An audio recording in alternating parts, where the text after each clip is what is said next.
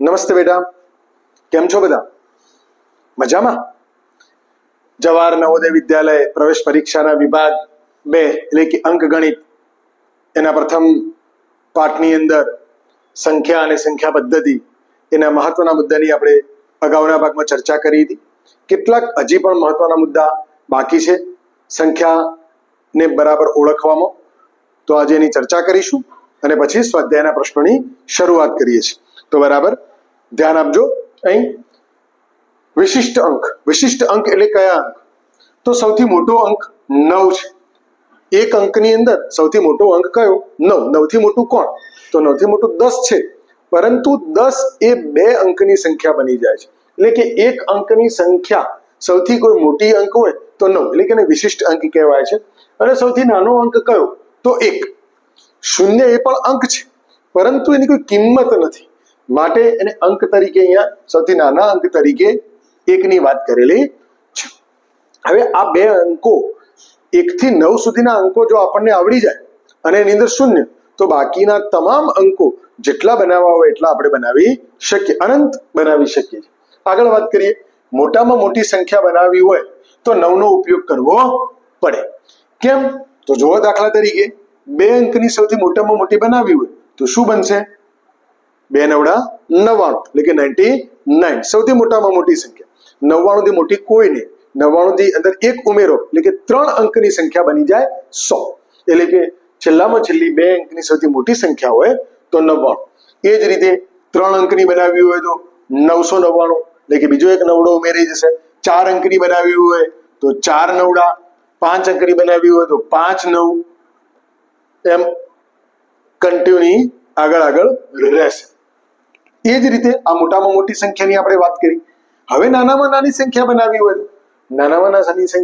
હોય તો ડાબી બાજુ પ્રથમ અંક 1 મૂકવો પડે. ડાબી બાજુ એટલે કે આપણે આમ ઊભા છીએ તો આ આપણી જમણી બાજુ અને આ ડાબી બાજુ. તો ડાબી બાજુ આપણે 1 મૂકીએ તો સૌથી નાની કોણ? તો 2 અંકની સંખ્યામાં શરૂઆત શેનાથી થાય છે? તો 1 2 3 4 5 6 7 8 9 ત્યાં સુધી 1 અંક, અને પછી તરત જ 10, એટલે કે સૌથી પહેલા, એટલે કે 2 અંકની સૌથી નાનામાં નાની સંખ્યા 10 થાય. ત્યારબાદ આની જેમ જ યાદ રાખવાનું, 3 અંકની બનાવવી હોય તો 1 તો હોવો જ જોઈએ, કારણ કે શૂન્ય એકલી મૂકીએ તો એની કોઈ કિંમત નથી. તો ડાબી બાજુ 1 અને પાછળ 10 હતા, એની જગ્યાએ એક બીજી શૂન્ય ઉમેરી દીધી, એટલે કે 100. એ જ રીતે 4 અંકની બનાવવી હોય તો 1 તો મૂકવો જ પડે. તો બાકીના 3 અંકો કયા? તો શૂન્ય. શૂન્યને પાછળ મૂકવાથી એની કિંમત થાય. શૂન્યને આગળ મૂકવાથી, અંકની આગળ મૂકવાથી એની કોઈ કિંમત રહેતી નથી, એની કોઈ મૂલ્ય રહેતું નથી. એ જ રીતે સંખ્યા બનાવી. આપેલ અંકો પરથી નાની કે મોટી સંખ્યા બનાવે. અહીં ઉદાહરણ તરીકે મેં અહીંયા દાખલા તરીકે 4 0 5 લખેલા છે. આ રીતે અન્ય અંકો પણ અહીંયા 3 અંક લખ્યા છે. 4 અંકની બનાવી શકાય તો 4 અંકો આપેલા હોય. 3 અંકમાંથી પણ 4 અંક બની શકે, 5 અંક બની શકે છે. એ આપણે અગાઉ અભ્યાસમાં જોઈશું. પરંતુ સૌથી મોટી સંખ્યા બનાવવી હોય તો કેવી રીતે બનાવી શકાય? જો મોટી સંખ્યા બનાવવી હોય તો સૌથી મોટો અંક પહેલા લેવાનો. તો સૌથી મોટો અંક આ પૈકી કોણ? તો 5. તો 5 જતો રહ્યો. એના પછી આ બંને વધ્યા, તો આ બંનેમાંથી મોટું કોણ? તો 4. તો 4 લખ્યા. પછી કોણ વધ્યું?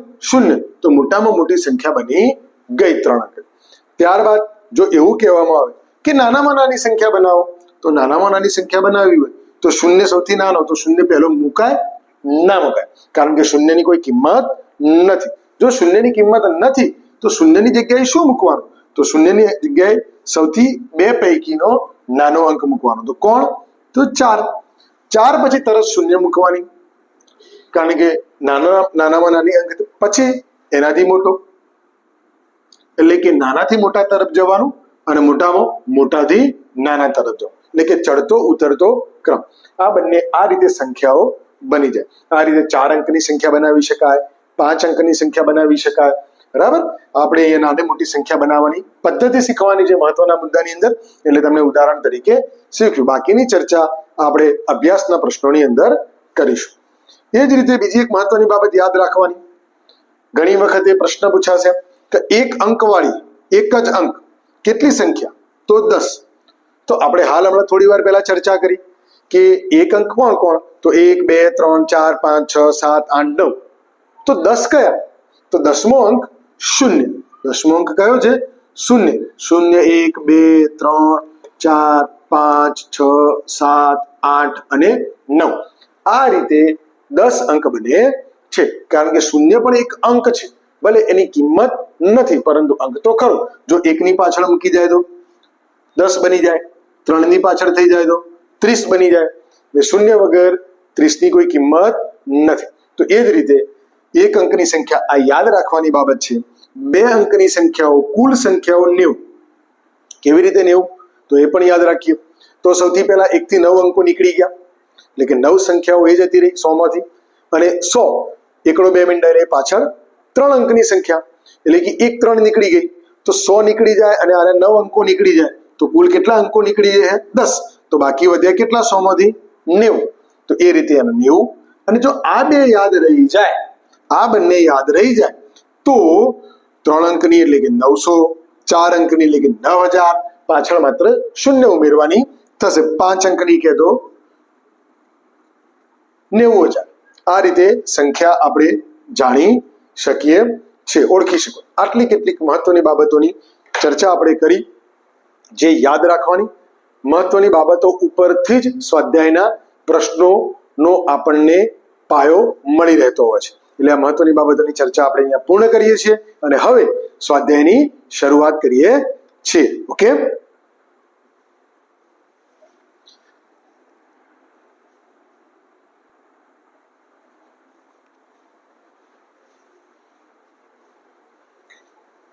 સ્વાધ્યાયની આપણે શરૂઆત કરીએ.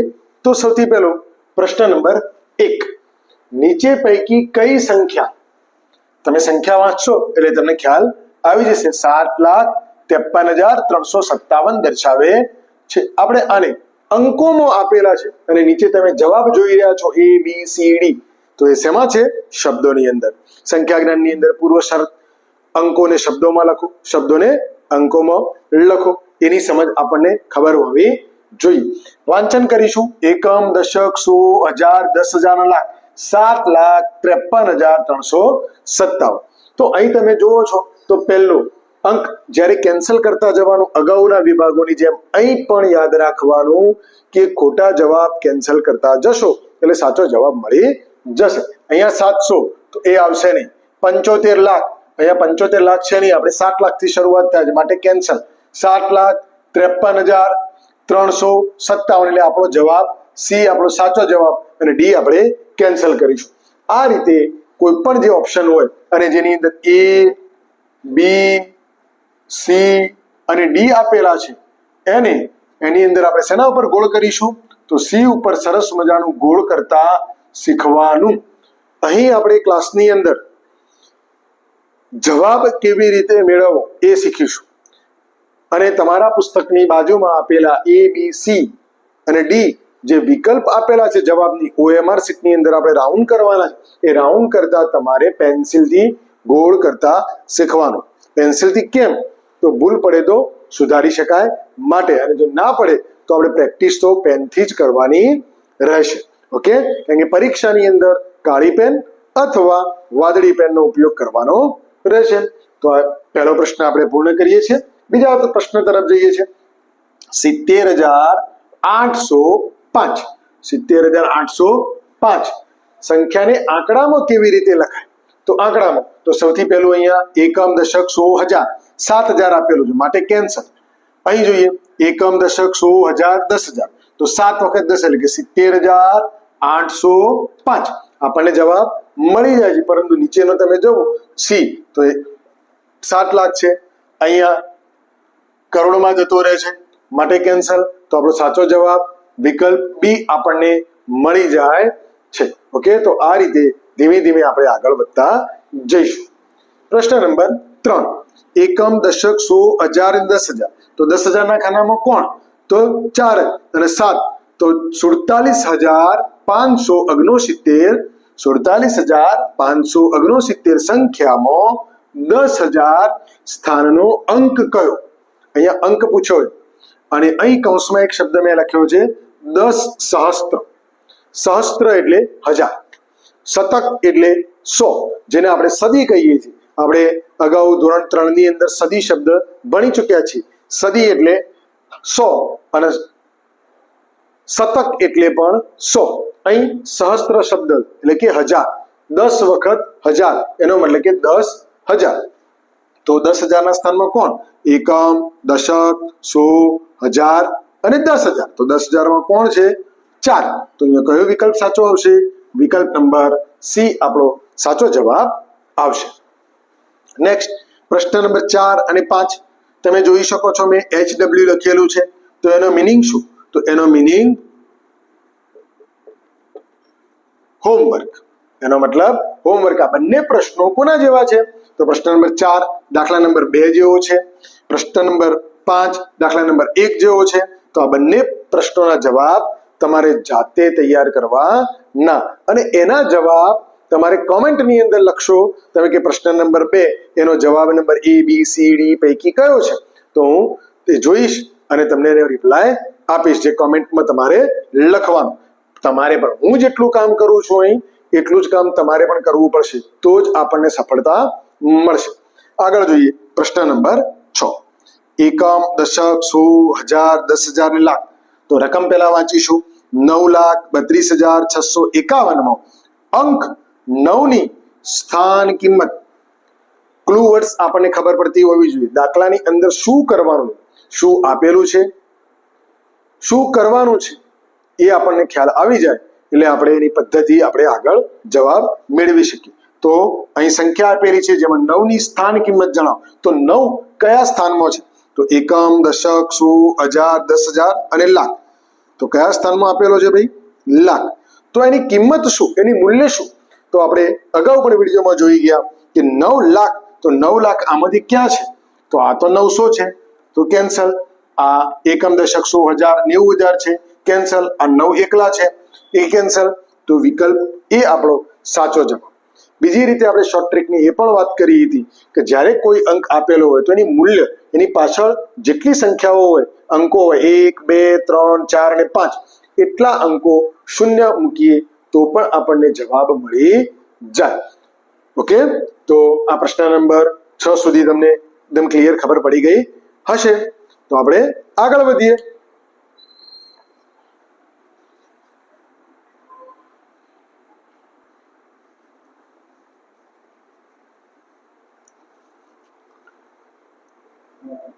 આપણે જે પુસ્તકનો અભ્યાસ કરી રહ્યા છીએ એટલે કે જવાહર નવોદય પ્રવેશ પરીક્ષા પૂર્વ તૈયારી વર્ગ નવનીત પ્રકાશનનો, તો એના સ્વાધ્યાય 1 ની અંદર પ્રશ્ન નંબર 7. તો અહીં આપણે જોઈ શકીએ છીએ કે અહીં રકમ લાંબી આપી છે. તો સૌથી પહેલા રકમ વાંચીશું. એકમ, દશક, સો, હજાર, 10,000, લાખ, 10 લાખ અને કરોડ. તો 8,93,97,654 માં લાખના સ્થાનમાં રહેલ અંક કયો છે? ક્લુ વર્ડ્સ લાખના સ્થાનમાં રહેલ અંક કયો છે? તો એકમ, દશક, સો, હજાર, 10,000 અને લાખ. તો લાખમાં કોણ છે? 3. જ્યારે 2 શેમાં છે? એ 10 લાખના સ્થાનની અંદર છે. તો અહીંયા 3 જવાબ આવશે. તો 3 એ એટલે કે વિકલ્પ સી જવાબ આવશે.